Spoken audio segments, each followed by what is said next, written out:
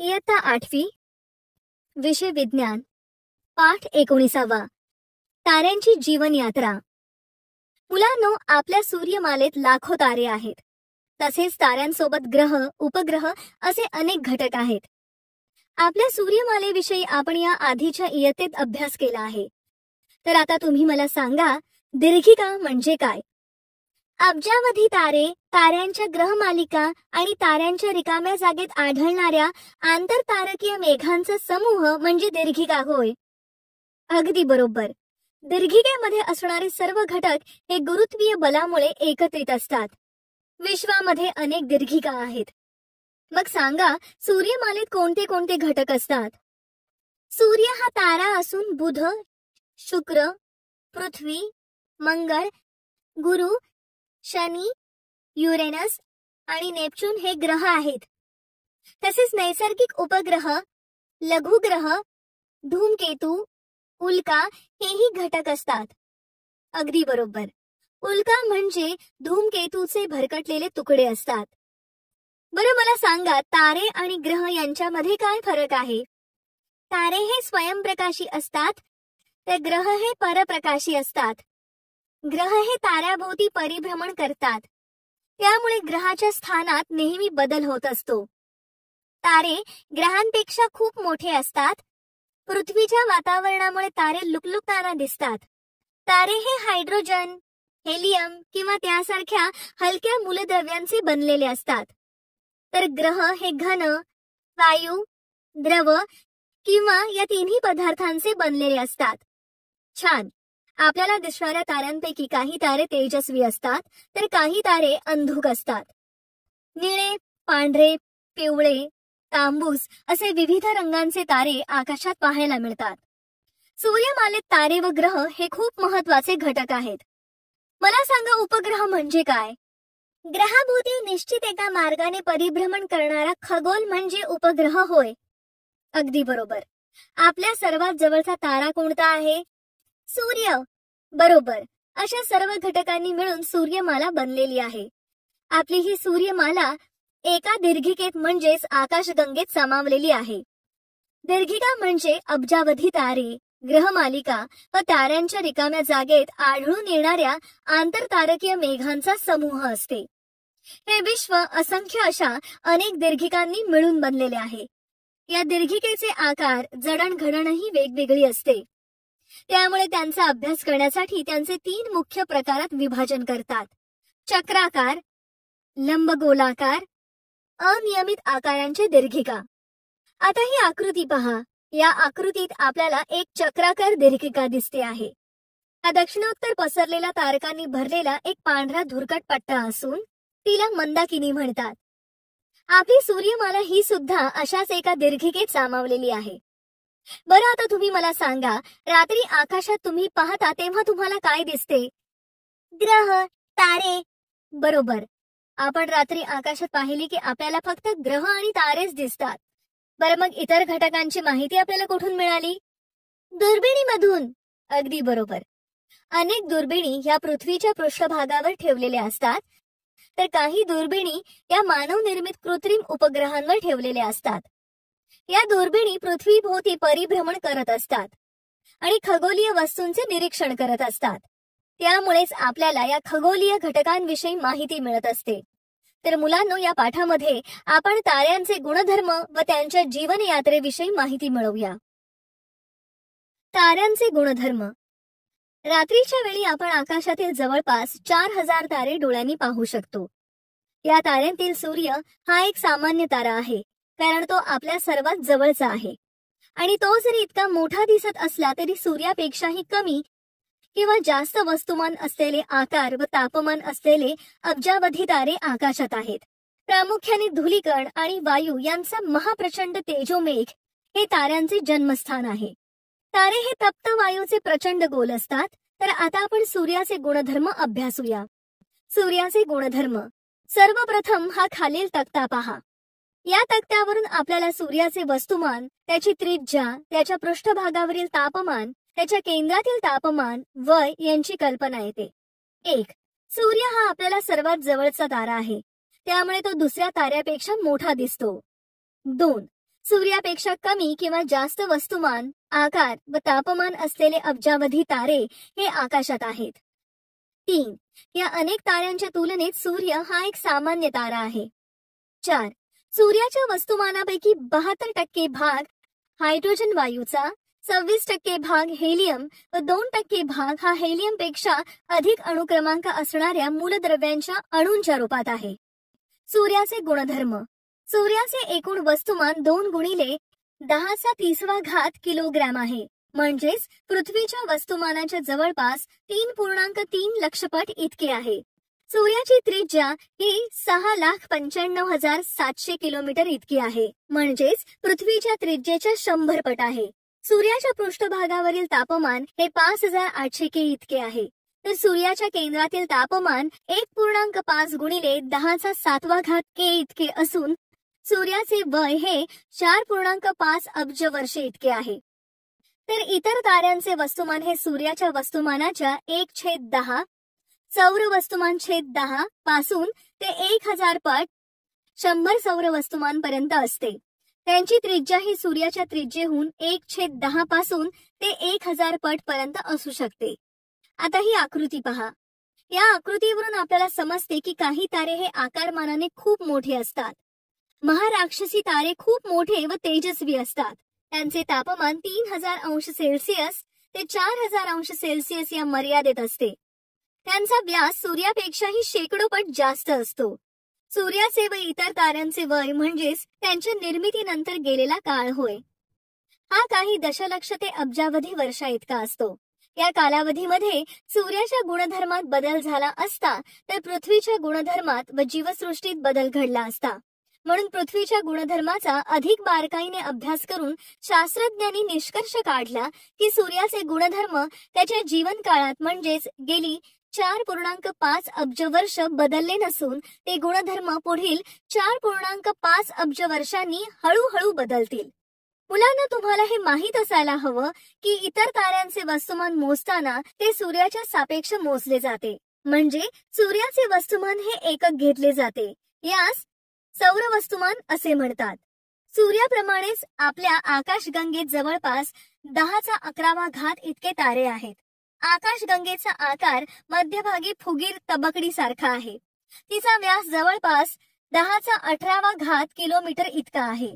सूर्यमाला तिच्या केंद्रापासून जवळपास 2.7 गुणिले 10⁻17 किलोमीटर इतक्या अंतरावर वसली आहे.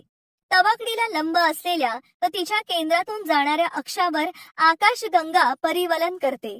तिला एक परिवलन पूर्ण करण्यास 2 गुणिले 10⁸ इतकी वर्ष लागतात. ताऱ्यांची निर्मिती. दीर्घिकेतील ताऱ्यांमध्ये काही रिक्त जागा असतात. त्यामध्ये वायू व धुळीचे मेघ सापडतात. त्यांनाच आंतरतारकीय मेघ असे म्हणतात. आता ही आकृती पहा. या आकृतीत दाखविल्याप्रमाणे ताऱ्यांमधील रिक्त जागेमध्ये धुळीचे व वायूचे मेघ दिसतात. यात विविध आंतरतारकीय मेघ दिसत असून ते प्रचंड आकाराचे असतात. हे चित्र हबल या दुर्बिणीने टिपलेले आहे. मोठी अंतरे मोजण्यासाठी शास्त्रज्ञ प्रकाश वर्ष या एककाचा वापर करतात. एका वर्षात प्रकाशाने पार केलेले हे अंतर म्हणजे 1 प्रकाश वर्ष होय. प्रकाशाचा वेग 3 लाख किलोमीटर प्रति सेकंद इतका आहे. 1 प्रकाश वर्ष हे अंतर 9.5 गुणिले 10⁻12 किलोमीटर इतके असते. आंतरतारकीय मेघांचा आकार काही प्रकाश वर्षे इतका असतो. यावरून आपल्याला या मेघांचा आकार किती प्रचंड असतो याची कल्पना येते. प्रकाशाला या मेघांच्या एका टोकापासून दुसऱ्या टोकापर्यंत जाण्यास काही वर्ष इतका कालावधी लागतो. कधी कधी विक्षोभामुळे हे आंतरतारकीय मेघ आकुंचित होऊन त्यांची घनता वाढत जाते आणि तापमानही वाढत जाते आणि त्यामधून एक तप्त वायूचा गोल तयार होतो. केंद्रातील तापमान व घनता योग्य प्रमाणात वाढल्यानंतर त्या ठिकाणी अणुऊर्जा निर्मिती सुरू होते. या अणुऊर्जा निर्मितीमुळे वायूचा हा गोल स्वयंप्रकाशित होतो. अशा प्रकारे या प्रक्रियेतून एक तारा निर्माण होतो. सूर्य हा तारा असून सूर्यामध्ये ही ऊर्जा हायड्रोजनच्या केंद्रकांचे एकत्रीकरण होऊन हेलियमचे केंद्रक तयार होणे या प्रक्रियेतून उत्पन्न होत असते. यावरून आपल्या लक्षात येते की सूर्याच्या केंद्रभागातील हायड्रोजन हा इंधनाचे मुख्य कार्य करतो. आता ही आकृती पहा. या आकृतीमध्ये दाखवल्याप्रमाणे बहुतेक तारे हे एकाच प्रचंड आंतरतारकीय मेघातून निर्माण झालेले आहेत. अशा प्रमाणे तारे निर्माण होतात. मुलांनो, तुम्हाला माहित आहे का, प्रकाशाला चंद्रापासून आपल्यापर्यंत येण्यासाठी 1 सेकंद लागतो, तर सूर्यापासून प्रकाशाला आपल्यापर्यंत येण्यासाठी 8 मिनिटे लागतात. आणि सूर्यापासून सर्वात जवळ असलेल्या अल्फा सेंटॉरिस या ताऱ्यापासून आपल्यापर्यंत येण्यासाठी 4.2 वर्षे इतका कालावधी लागतो. एका विशाल अशा आंतरतारकीय मेघांच्या आकुंचनातून एकाच वेळी अनेक तारे निर्माण होऊ शकतात. तसेच वायुगोल आकुंचित झाल्यामुळे वायूचे तापमान वाढते. गुरुत्वीय स्थितीच्या ऊर्जेचे उष्णतेत रूपांतर झाल्यामुळे हे सर्व घडून येते. ताऱ्यांचे स्थैर्य. एखाद्या खोलीत उदबत्ती म्हणजेच अगरबत्ती लावली की तिचा सुगंध सर्व खोलीत पसरतो. तसेच उकळत्या पाण्याच्या भांड्यावरचे झाकण काढले तर त्यातून निघणारी वाफ ही सर्वत्र पसरते. यावरून आपल्या लक्षात येते की तप्त वायू हे सर्व दूर पसरतात. परंतु ताऱ्यांमध्ये असणारे हे तप्त वायू अवकाशात का पसरत नाहीत? किंवा सूर्याचे हे गुणधर्म जवळपास 4.5 अब्ज वर्षांपासून स्थिर कसे आहेत? असे प्रश्न आपल्याला पडतात. तर सांगा बरं, हे नेमके कशामुळे होत असेल? गुरुत्वीय बलामुळे. अगदी बरोबर. कारण ताऱ्यांमध्ये असणाऱ्या वायूच्या कणांतील गुरुत्वीय बल हे कणांना एकत्रित बांधून ठेवण्याचे काम करते. तसेच त्या वायूतील कणांना एकत्रित आणण्यासाठी प्रयत्नशील असणारे गुरुत्वीय बल व त्याविरुद्ध कार्यरत असलेला व ताऱ्यांच्या पदार्थाला सर्वत्र पसरवण्यासाठी प्रयत्नशील असलेला ताऱ्यातील तप्त वायूचा दाब या दोन्हींमध्ये संतुलन असले तर तारा हा स्थिर असतो. आता ही बाजूची आकृती पहा. या आकृतीत दाखविल्याप्रमाणे गुरुत्वीय बल ताऱ्याच्या आतील बाजूस दिसत आहे, तर वायूचा दाब हा ताऱ्याच्या बाहेरील बाजूस दिसत आहे. आकृतीत दाखविल्याप्रमाणे गुरुत्वाकर्षण ताऱ्याला आतल्या बाजूने खेचत असते, तर दाब बाहेरच्या बाजूने ढकलत असतो. ही दोन्ही बले परस्परांना संतुलित करतात. यामुळे गाभ्याचे तापमान प्रचंड राहते. अणुकेंद्र संमिलनाची प्रक्रिया चालू ठेवण्यास मदत करते व तारा स्थिरावतो. तुम्हाला रस्सीखेच हा खेळ माहीतच असेल. हा खेळ खेळताना रस्सीच्या दोन्ही टोकांकडील गट हे रस्सी आपापल्याकडे खेचत असतात. जर दोन्ही बाजूंकडून सारखेच बल लागले तर रस्सीचा मध्य स्थिर असतो. परंतु एखाद्या बाजूने जास्त बल लागले तर त्या बाजूने हा मध्य सरकत असतो. या खेळाप्रमाणे ताऱ्यांच्या बाबतीतही घडते. गुरुत्वीय बल व वायूचा दाब हे दोन्ही संतुलित असतील तर तारा स्थिर राहतो. मात्र ज्या वेळेस एक बल दुसऱ्या बलापेक्षा जास्त होते तेव्हा तारा आकुंचन किंवा प्रसरण पावतो. जर सूर्यामध्ये वायूचा दाब नसेल तर गुरुत्वीय बलामुळे तो 1 ते 2 तासात पूर्णपणे आकुंचित होऊन बिंदुरूप होईल. वायूचा दाब हा त्याची घनता व त्याचे तापमान यावर अवलंबून असतो. या दोन्हींची मूल्ये जितकी अधिक आहेत तितकाच दाबही अधिक असतो. ताऱ्यांची उत्क्रांती. उत्क्रांती म्हणजे बदल होय. ताऱ्याची उत्क्रांती म्हणजे काळाप्रमाणे ताऱ्याच्या गुणधर्मात बदल होऊन त्याचे वेगवेगळ्या अवस्थेत रूपांतर होण्याची प्रक्रिया होय. याआधी आपण सूर्याच्या गुणधर्माविषयी अभ्यास केला आहे. आपल्या लक्षात येते की जवळपास 4.5 अब्ज वर्षांपासून सूर्याच्या गुणधर्मात कोणताही बदल झाला नाही. ताऱ्यांची उत्क्रांती ही अतिशय संथ गतीने होत असते. तारे सातत्याने ऊर्जा देत असतात, त्यामुळे त्यातील ऊर्जा सतत घटत असते. ताऱ्याचे स्थैर्य कायम राखण्यासाठी म्हणजेच वायूचा दाब व गुरुत्वीय बल यामध्ये समतोल राखण्यासाठी ताऱ्याचे तापमान स्थिर राहणे आवश्यक असते. हे तापमान स्थिर राहण्यासाठी ताऱ्यामध्ये ऊर्जेची निर्मिती होणे गरजेचे असते. ही ऊर्जा निर्मिती ताऱ्यांच्या केंद्रातील इंधनाच्या जळण्यामुळे होत असते. यावरून समजते की ताऱ्यांच्या उत्क्रांतीचे मुख्य कारण त्यांच्या केंद्रातील इंधन जळणे व त्याचे परिमाण कमी होणे हे आहे. ज्यावेळेस केंद्रातील इंधन संपुष्टात येते तेव्हा ऊर्जा निर्मिती ही बंद होऊन ताऱ्यांचे तापमान कमी व्हायला सुरुवात होते. तापमान कमी झाल्यामुळे वायूचा दाब कमी होतो व तो गुरुत्वीय बलाशी संतुलन राखू शकत नाही. गुरुत्वीय बल आता वायूच्या दाबापेक्षा जास्त असल्यामुळे तारा आकुंचित होतो. त्यामुळे दुसरे इंधन वापरात येते. जसे केंद्रातील हायड्रोजन संपल्यानंतर हेलियमचे विलिनीकरण होऊ लागते व ऊर्जेची निर्मिती पुन्हा सुरू होते. अशी अनेक प्रकारची इंधने वापरणे हे ताऱ्यांच्या वस्तुमानावर अवलंबून असते. एखाद्या ताऱ्याचे वस्तुमान जितके जास्त तितकेच जास्त प्रमाणात इंधने वापरली जातात. यावेळेस ताऱ्यामध्ये अनेक बदल घडून येतात. ताऱ्यामध्ये वेगवेगळ्या प्रक्रिया होत असल्याने काही वेळेस तारे आकुंचन पावतात, काही वेळेस प्रसरण पावतात आणि तारा विविध अवस्थांमधून प्रवास करत असतो. परंतु ज्या वेळेस सर्व प्रकारची इंधने संपून जातात तेव्हा ऊर्जा निर्मिती पूर्णपणे थांबते आणि ताऱ्याचे तापमान कमी होते. त्यामुळे वायूचा दाब व गुरुत्वीय बल यामध्ये समतोल राहत नाही. ताऱ्यांची अंतिम स्थिती. मुलांनो, आता आपण ताऱ्यांची उत्क्रांती कशी थांबते व त्याची अंतिम अवस्था काय असते हे समजून घेऊ. ताऱ्याचे वस्तुमान जितके जास्त असते तितक्याच जलद गतीने ताऱ्याची उत्क्रांती होत असते. ताऱ्याच्या उत्क्रांतीचा मार्ग हा देखील ताऱ्यांच्या वस्तुमानावर अवलंबून असतो. मुलांनो, ताऱ्यामधून होणारी ऊर्जेची निर्मिती बंद झाली की तापमान कमी होऊन वायूचा दाब कमी होतो. त्यामुळे तारा आकुंचित होऊन त्याची घनता वाढत जाते. वायूची घनता खूप जास्त झाल्यास त्यात असे काही दाब निर्माण होतात जे तापमानावर अवलंबून असत नाहीत. अशा परिस्थितीत ऊर्जेची निर्मिती थांबली तरीही व तापमान कमी होत गेले तरीही हे दाब स्थिर अवस्थेत राहतात. यामुळे ताऱ्याचे स्थैर्य कायम राहते.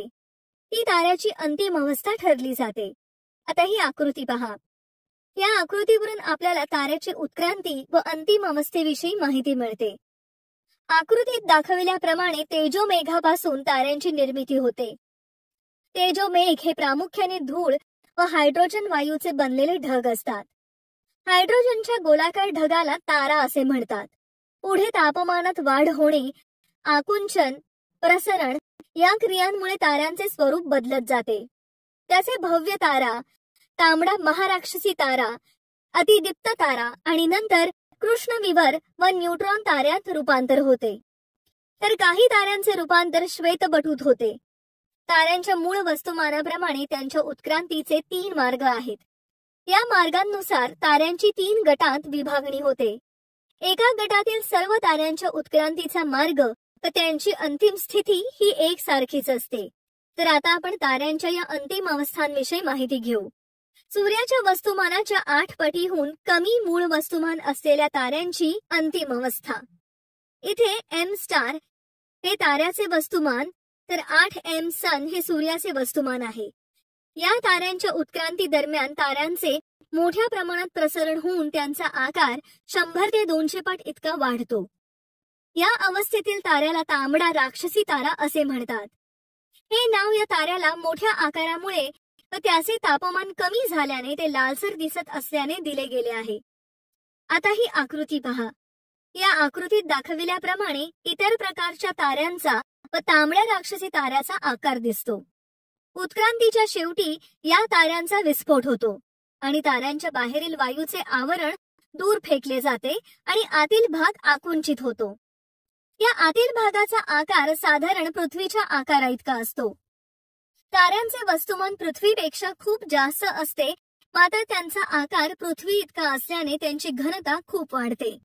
अशा स्थितीमध्ये त्यामध्ये असलेल्या इलेक्ट्रॉनमुळे निर्माण झालेला दाब हा तापमानावर अवलंबून राहत नाही आणि तो ताऱ्यांच्या गुरुत्वीय बलास अनंत काळ संतुलित करण्यासाठी पुरेसा असतो. या अवस्थेमध्ये तारे श्वेत म्हणजेच पांढरे दिसतात व त्यांचा आकारही लहान असतो. त्यामुळे ते श्वेतबटू म्हणून ओळखले जातात. नंतर त्यांचे तापमान कमी होत जाते, मात्र आकार व वस्तुमान अनंत काळापर्यंत स्थिर राहते. म्हणून ही बटू अवस्था या ताऱ्यांची अंतिम अवस्था म्हणून ओळखली जाते. ही आकृती पहा. या आकृतीवरून श्वेतबटू कसा असतो हे आपल्या लक्षात येते. या आकृतीत श्वेतबटू असून श्वेतबटूच्या निर्मितीच्या वेळेस बाहेर फेकले गेलेले वायूचे आवरण दिसत आहे.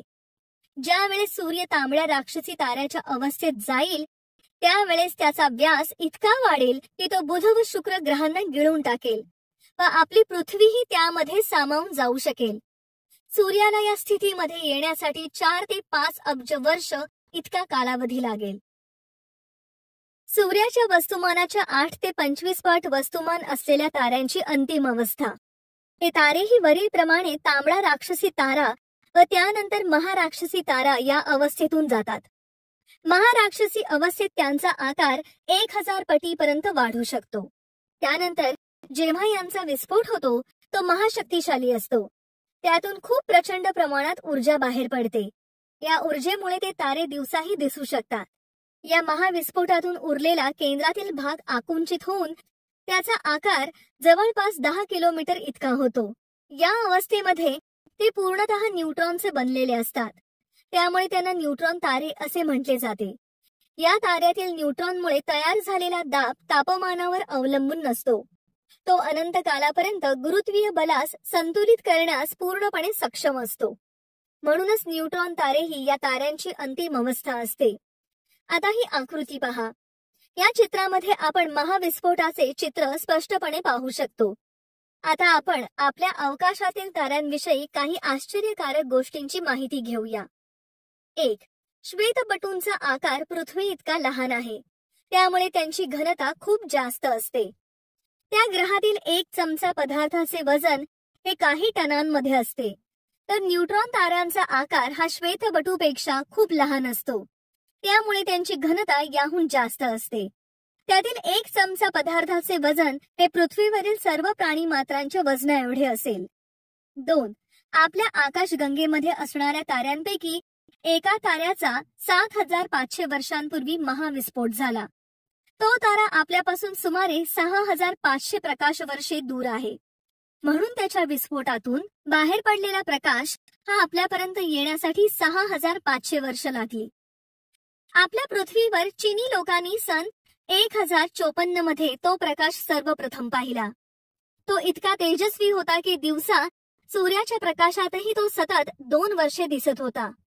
विस्फोटानंतर जवळपास 1000 वर्षे उलटल्यावरही तेथील वायू 1000 किलोमीटर प्रति सेकंदपेक्षा जास्त वेगाने प्रसरण पावत आहेत. सूर्याच्या वस्तुमानाच्या 25 पटींहून अधिक वस्तुमान असलेल्या ताऱ्यांची अंतिम अवस्था. या ताऱ्यांची उत्क्रांती ही दुसऱ्या गटातील ताऱ्यांप्रमाणेच होत असते. मात्र महाविस्फोटानंतरही कोणताही दाब त्यांच्या प्रचंड गुरुत्वीय बलाशी समतोल राखू शकत नाही व ते नेहमीच आकुंचित होत असतात. त्यांचा आकार हा लहान होत गेल्यामुळे त्यांची घनता व गुरुत्वीय बल खूप जास्त प्रमाणात वाढते. त्यामुळे ताऱ्याजवळच्या सर्व वस्तू ताऱ्याकडे आकर्षिल्या जातात आणि अशा ताऱ्यातून काहीच बाहेर पडू शकत नाही. इतकेच काय तर प्रकाशही बाहेर पडत नाही. त्यामुळे ताऱ्यावर पडलेला प्रकाशही परावर्तित न होता तो ताऱ्याच्या आतमध्ये शोषला जातो. याच कारणामुळे आपण हा तारा पाहू शकत नाही. त्या ताऱ्याच्या जागेवर आपल्याला अतिशय सूक्ष्म असे काळे छिद्र दिसते. त्यामुळे या अंतिम स्थितीला कृष्णविवर हे नाव दिले आहे. आपण पाहिले आहे की मूळ वस्तुमानानुसार ताऱ्यांच्या उत्क्रांतीचे 3 मार्ग व 3 अंतिम अवस्था असतात. त्या पुढील तक्त्यात आपल्याला स्पष्टपणे दिसून येतात.